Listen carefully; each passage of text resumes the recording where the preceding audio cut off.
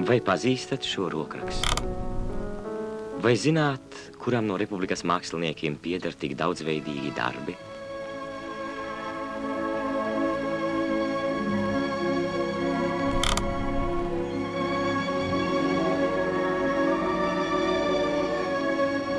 Pilnīgi pareizi. Tas ir Leo Kokle, mūsu laika biedru poetiskais apdziedātājs krāsās. Lūk pazīstamais šahists Mihails Stāls.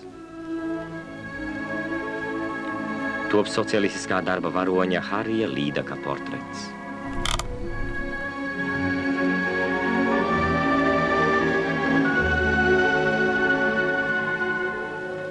Nereti pie mākslinieka ciemojas viņa darbu varoņi. Leo Koklem un viņa dzīves biedrei Terēzei tās ir laimīgas stundas. Terēze.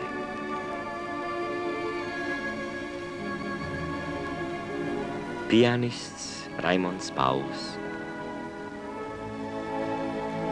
Baledejotāja Aija Baumane. Arhitekts Olģerts Krauklis. Motobraucējs Edgars Ērmanis.